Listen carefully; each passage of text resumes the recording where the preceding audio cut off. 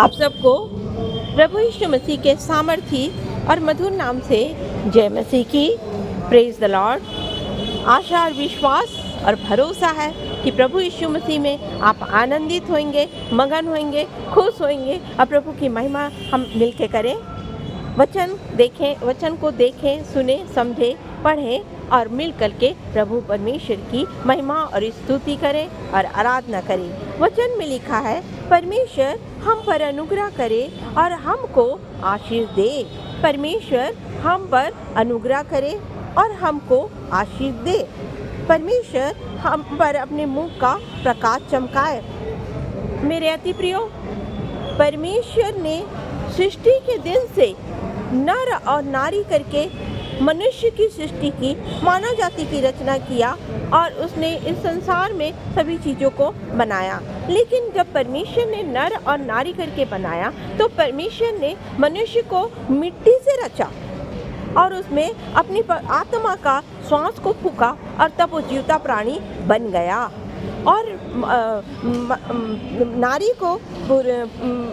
को पुरुष की पतली में से बनाया और उसने कहा, फूलो फलो और पृथ्वी में भर जाओ। यहाँ पर हम एक चीज़ को देखते हैं कि परमेश्वर ने संसार में पुरुषों को ही बस आशीष नहीं दिया है, पुरुषों को ही आशीष नहीं दिया है, लेकिन जब वो दो मिलकर जब एक हुए, नर और नारी जब एक हुए, तो परमेश्वर ने उनसे कहा, फूलो फलो और पृथ्वी में भर जाओ।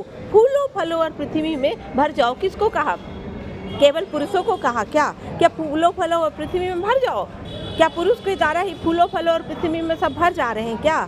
नहीं, परमेश्वर ने बिना किसी पक्षपात के आशीष दिया कि फूलो फलो और पृथ्वी में भर जाओ। और जब आज के समय में हम ये एक चीज़ को जब देखते हैं कि ये वचन जो है, फूलो फलो और पृथ्वी में भर जाओ, मनुष्य को, नर और नारी को परमेश्वर ने आशीष देकर कहा, फूलो फलो और पृथ्वी में भर जाओ। वहाँ पर आगे हम ये देखते हैं कि परमेश्वर हमारे जीवन में चाहता है कि ना सिर्फ पुरुष परंतु महिलाएं भी परमेश्वर के वचन का, परमेश्वर की आशीष के लिए वो आधार बने। और जब उसने कहा फूलो फलो और पृथ्वी में भर जाओ, तब वो कहता है, प्रभु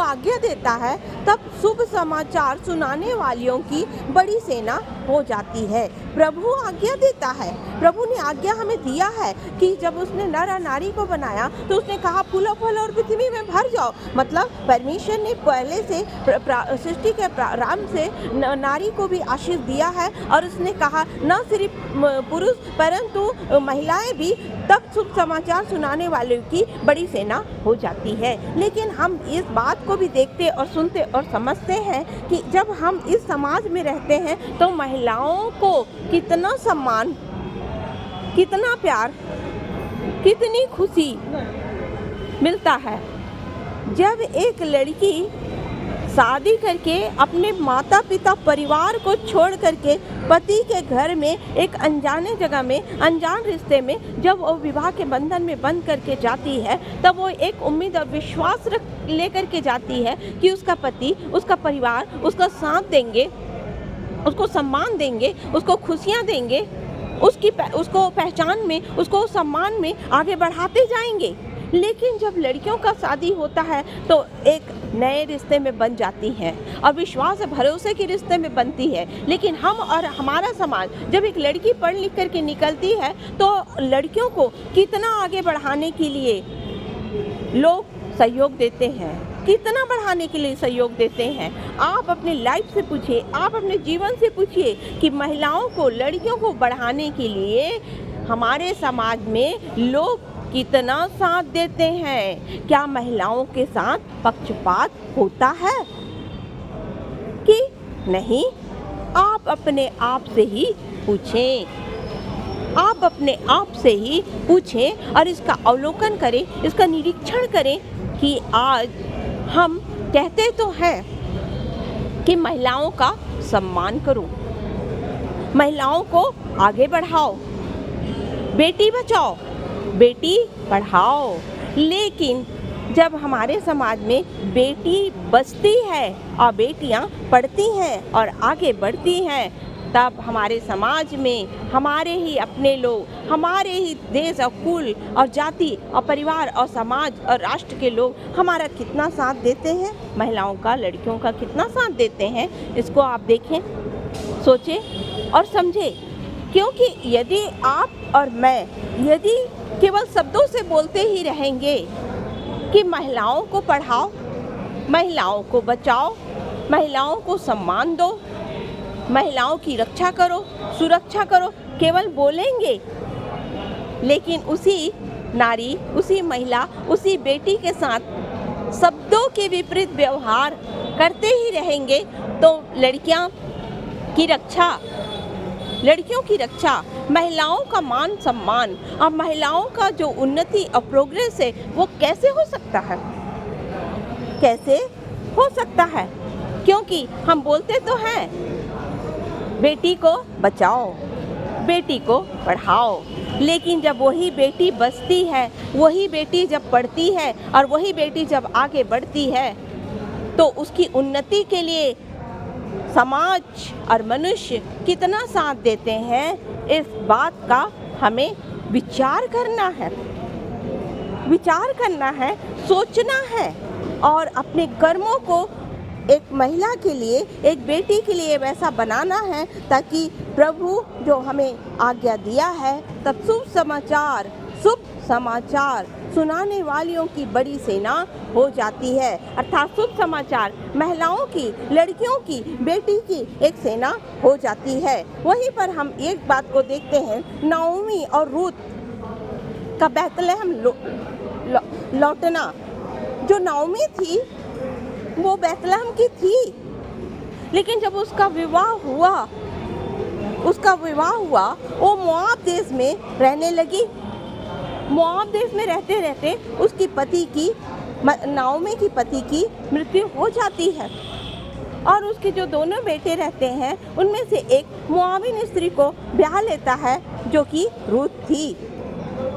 जब उसका पति मर जाता है तो उसकी सास जो होती है नाओमी, वो परमेश्वर यहोवा का भय मानने वाली महिला होती है और वो शुभ समाचार सुनाने वाली होती है। इसलिए वो अपनी बहू से कहती है, हे मेरी बेटी, तू अपने घर में, अपने मायके में लौट के चली जा। वहाँ पर हम इस चीज़ को देखें तो वहाँ पर हम ये बात को पाते हैं कि रूत जो होती है वो इस बात को जान लेती है कि मेरी सास जो नाओमी है वो परमेश्वर की भक्त है, परमेश्वर की विश्वासनी है और यहोवा उसके संग और साथ है। और वो कहती है, जहाँ तू जाएगी वहाँ मैं भी जाऊँगी, जहाँ तू रहेगी मैं वहाँ रहूँगी और मृत्यु तक हम एक दूसरे का साथ देंगे और साथ में रहेंगे। और जो नाओमी रहती है अपनी विधवा बहू रूत को लेकर के बैतलहम लौट जाती है। यहाँ पे अति प्रिय इतिहास गवाह है कि महिलाओं को, लड़कियों को, बेटियों को लोग कितना साथ देते हैं। यदि वो मोआब देश में नाओमी और रूत रह रही थी, यदि वहाँ पर उसका लोग साथ देते तो क्या वो बैतलहम वापस फिर लौटती?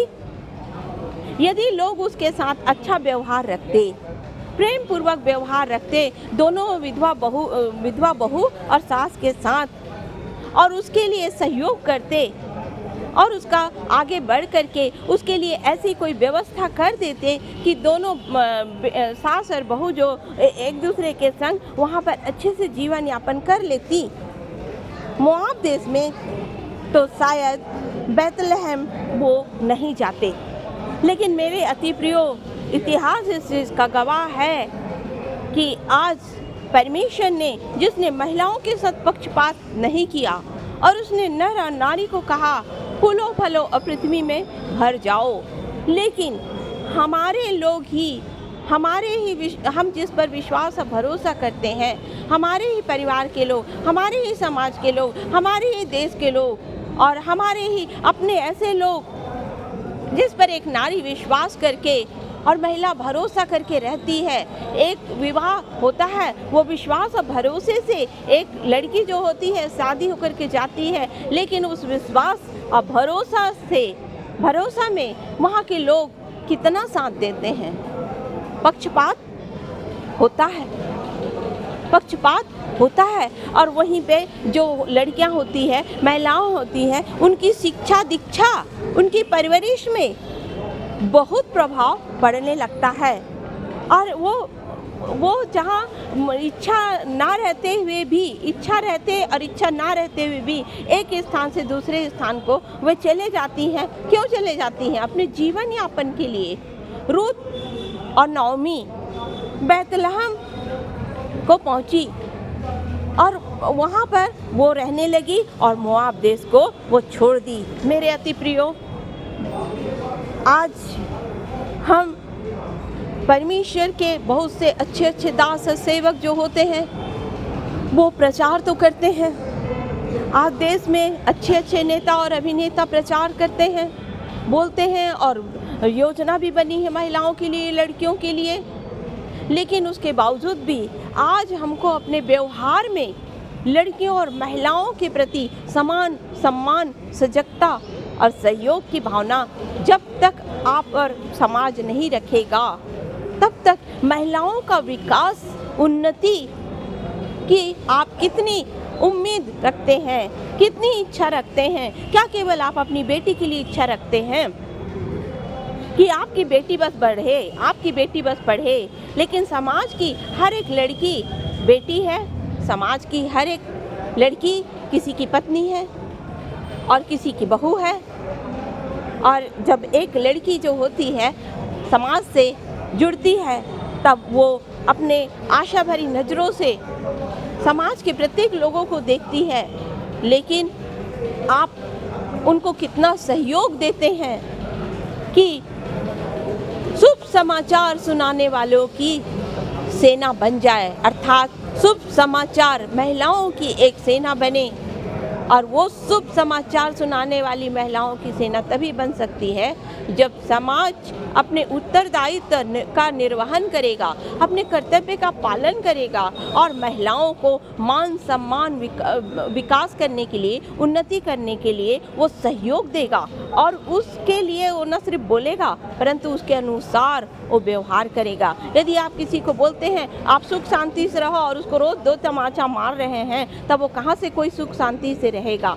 इसलिए आप कोई भी ये ना बोले कि आप सुख शांति से रहो, परंतु उसके अनुसार व्यवहार भी रखें।